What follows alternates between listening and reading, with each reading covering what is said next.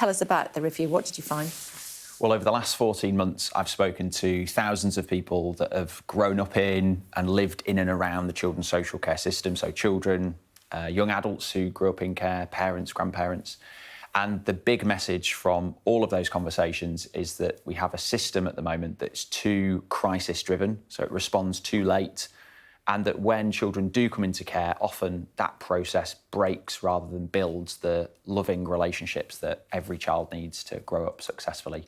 So what do we need to do? We need a big reset. We need an investment programme. We need reform. Over 5 years, we're calling for £2.6 billion to be injected into the system. Where's that going to come from? Well, the issue is if we don't actually bring about some major change in the system, we'll be on track to have 100,000 children in care by 2032, and that will cost us £15 billion a year. So the choice for the government here, and for all of us, frankly, is do we keep pouring money into a system that's faltering and letting down too many of the most vulnerable, and it will get worse and more expensive, or do we actually take some bold action now, smart, and invest and change that? So what would that action look like?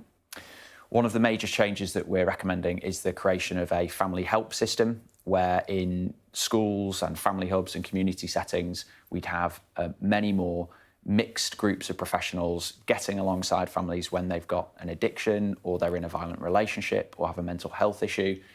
That's missing in the current system. So putting the resources into children's social care to do that, to get alongside families in a low stigma way and help bring about change for families, that should reduce the number of children that end up needing to go into care because we've not supported families.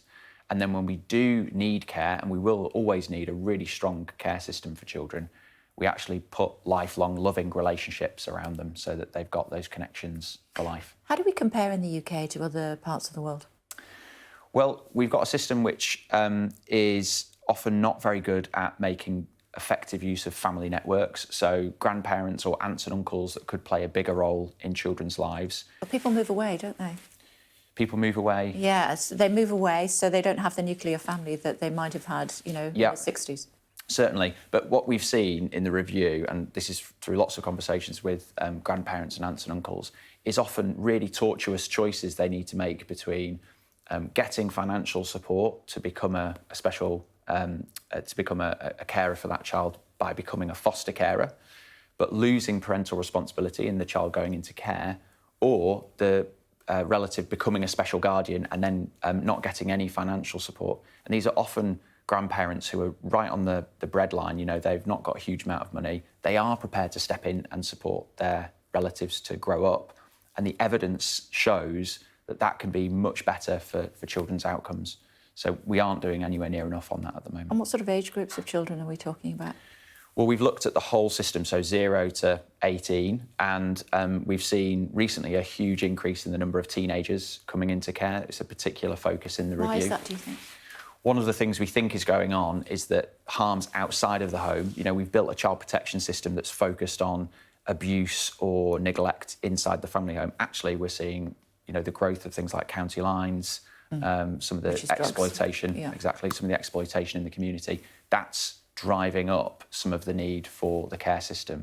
And we've got a care system which wasn't actually designed a lot of the time for those teenagers. And does it break down into ethnic groups?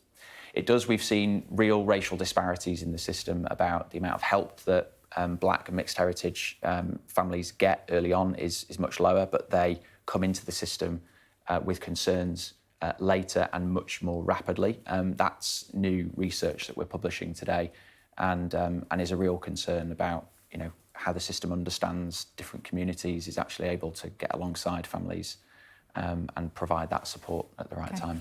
Good to talk to you. Thanks very much indeed Thank for joining us. Much appreciated.